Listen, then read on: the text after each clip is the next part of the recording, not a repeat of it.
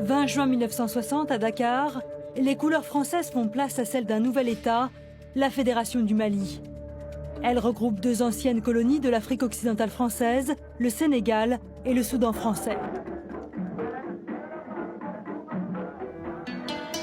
Avec le ministre d'État Louis Jacquinot, le Sénégalais Mamadou Dia et le Soudanais Modibo Keïta procèdent au transfert de compétences signé le 4 avril à Paris, sous le regard de Léopold Senghor, qui a négocié avec le général de Gaulle.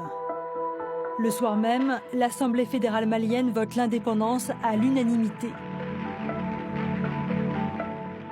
Mais les réjouissances ne durent pas, car très vite, deux visions incarnées par deux personnalités s'opposent. Léopold Senghor prône la concertation avec la France, quand Modibo Keïta souhaite un État fort et panafricain. Le militarisme par lui-même est un stimulant pour des populations qui pendant longtemps avaient une vie purement rurale.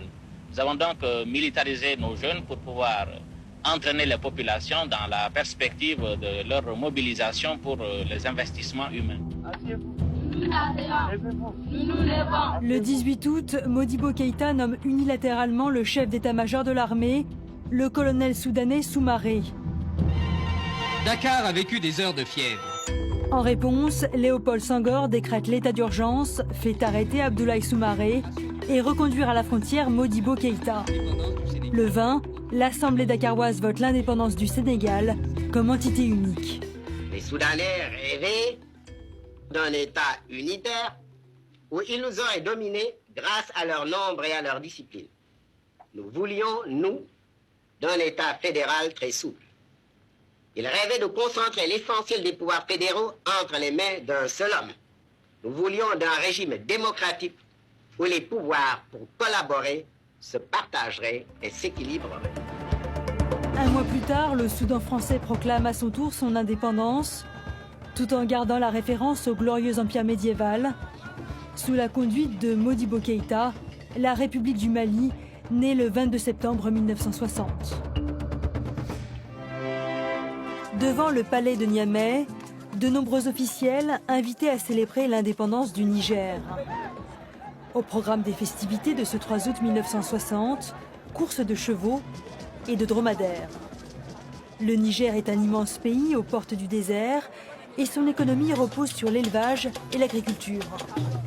Parmi les objectifs du nouveau gouvernement, développer les exportations, mais aussi moderniser la société nigérienne pour s'affranchir peu à peu de la tutelle française. Dans le cadre du commandement, nous avons prévu l'africanisation progressive, mais il n'est pas question, dans cette africanisation progressive, de supprimer purement et simplement les Européens. Non. Vous avez certains pays dans lesquels voisinent aussi bien des blancs, touaregs et arabes que des noirs, si bien que pratiquement les gens sont habitués à voir des hommes de toutes les couleurs, de toutes les races. Les Britanniques sont les premiers Européens à entrer dans la région au début du 19e siècle. Officiellement, pour combattre l'esclavage, mais surtout pour trouver des matières premières. Vers 1890, les Français atteignent le lac Tchad, près duquel se tenait l'empire Kanem-Bornou. Pour prendre ce territoire, ils doivent vaincre le sultan négrier Rabat et maîtriser la résistance touareg. En 1922, le Niger est intégré à l'Afrique occidentale française, l'AOF, et Niamey devient la capitale de cette colonie jusqu'ici dominée par les Haoussa de Zinder. En 1958, le pays dit oui à la communauté française du général de Gaulle, malgré le nom préconisé par le vice-président du gouvernement, Djibo Bakary. À la veille de l'indépendance, un coup d'État est déjoué, Djibo Bakary exilé, et Amani Diori doit également négocier avec les chefs des tribus locales.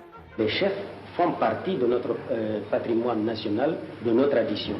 Ce qu'il faut combattre, c'est surtout de certaines exactions de la chefferie. Et ces exactions disparaissent de plus en plus. Le gouvernement a pris des mesures pour supprimer la dîme, pour supprimer les redevances que les chefs perçoivent pendant les héritages. Si vous voulez faire du chef un fonctionnaire. Un fonctionnaire moderne, si vous voulez. En novembre 1960, Amani Diori est élu président de la République par l'Assemblée nationale, où ne siège que le Parti populaire nigérien, qu'il a proclamé parti unique. 5 ans plus tard, il est victime d'une tentative d'assassinat. Il est renversé par l'armée en 1974.